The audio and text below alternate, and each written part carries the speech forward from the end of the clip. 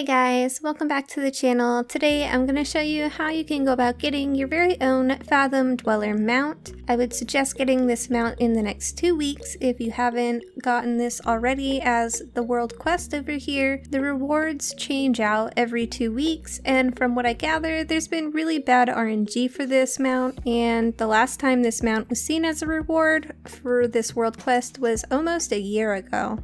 In order to see this world quest, there are a few prerequisites, such as having the achievement Uniting the Isles. If you don't have this achievement already, the starting NPC is Archmage Kadar in Dalaran, and this quest line will ultimately unlock world quests for you. If you already have this, your starting point will be Broken Shore, and you'll need to speak to Drak'thul, who is on the edge of the Broken Shores, kind of lounging around. You'll speak with him until he tells you to go away, and then after speaking with Drak'thul, once the conversation ends, you'll need to go to a cave that's located right over here, and at the back of this bone cave there is a little mound of dirt at the back right hand side that you'll interact with in order to get the weathered relic.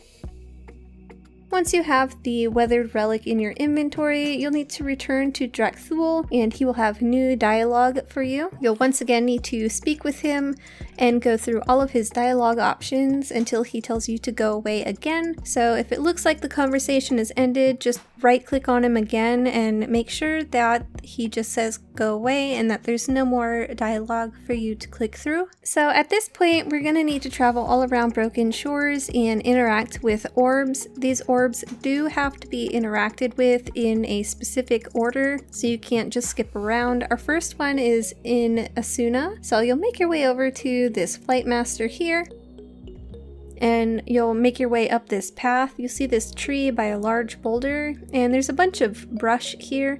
You'll simply jump down, and there's actually a little cave hidden beneath all of this. You might have to move around a little bit in order to fall in, but it is there, and you'll make your way all the way to the back, and you will find your first orb located right next to this little fountain there.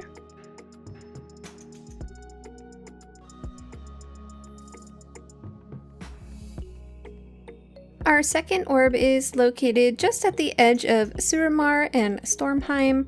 This is the closest flight master to it, and we'll just travel up this path right next to the flight master and go towards the end. And you can see where the zones start to change. There's a bunch of red trees around. It's actually going to be the topmost left-hand side tree before you enter into Stomheim, and you can see there's a little cave hidden in there with a boss. Try to sneak around this boss if you can. As fast as you kill him, he will respawn and aggro on you again, which will make it really hard to interact with the orb that's located at the back left of this little cave here. Once you've interacted with it, just make your way out and run away. Our third orb is located in Val'sharah, so we're going to take this flight path from Azsuna, and it is super close to where this orb is located, and you'll just travel along the coast at the very edge of the zone, and there's a tree with a glowing orb and some red flowers at the base. So you can see here, this is the coast, and there's a bunch of tents at the end of it. So if you see these tents here, you're in the right spot. Just head over here, and like I said, this is the only tree that's got little red flowers at the bottom of it and this glowing blue orb. So you just make your way towards the back, and you can see all this brush again. You'll just head down into the cave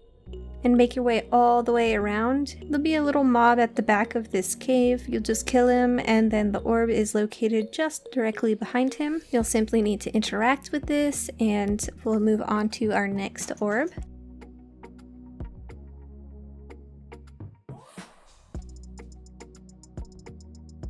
So our fifth orb is located over here, just off of the coast of Broken Shore, and this one is actually located in a cave past the fatigue line underwater. Once you get in the cave though, you'll be back within the fatigue line, so you'll be safe. You can see my coordinates here just above my chat screen, and you'll just dive down and you'll see these large, jagged, paler colored looking rocks. Swim down to those, and you'll go over the tip of them, and the cave is actually just beneath this. This orb is located over here by this little hut, and be careful not to touch these steam spouts. They do a lot of damage and will take you down to very low health. I did it once and it scared me. I thought I was gonna die. It was awful.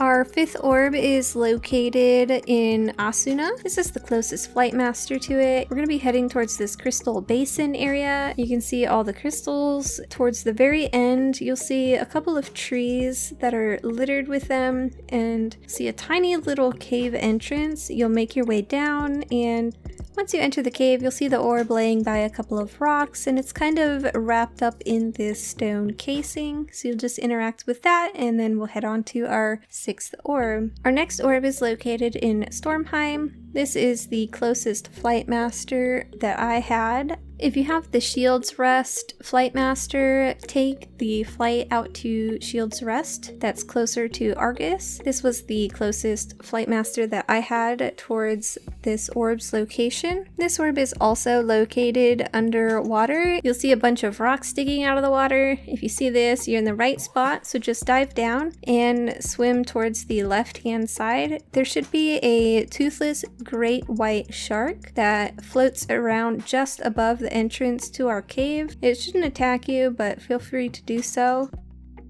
Then you can just swim down and make your way into the cave.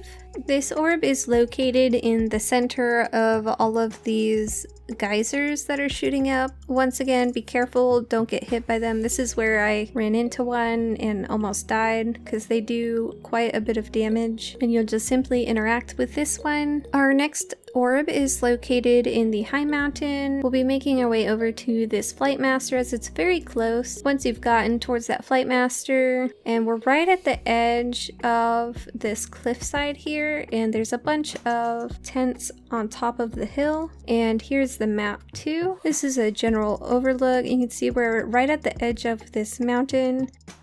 There's this little outcropping building, and then this is the top of the mountain where there's a bunch of other tents at the top. So you can see there's this large cave in front of me, and this is kind of a false cave. Don't go in here, but if you look to the right hand side, you'll see a bunch of shrubs. There's actually a second cave right here, and this is the one you're going to want to enter. Make your way back towards the skull, and the orb will be resting inside of the mouth. Our 8th orb is located once again in Azsuna. This is the closest flight master to this orb's location, and we can quickly make our way just up the road towards this next spot. So you can see there's a waterfall just here, and then if you turn around, there's a tree just behind me. The cave is actually located right behind this rock and tiny little tree here, and you'll just drop down into it and then make your way towards the back. There'll be a fern growing right next to a bunch of rocks, and the orb is going to be on the back side of this fern under the leaves. You might have to look a little bit and zoom in, but it is just under the leaves there. Our 9th orb is once again located underwater in a cave. For this one, we'll be heading back to Eye of Azshara, and you can see the coordinates here as well. There's a shipwreck right at this point under the waves, and you'll go towards the front of the ship. There will be a tiny little entrance that you can swim through, and you'll just navigate through all of the openings in here. Once you make your way through this ship, you will come out into a little cave here, and this orb is going to be located on the far right-hand side in the water, right below some of these stalagmites.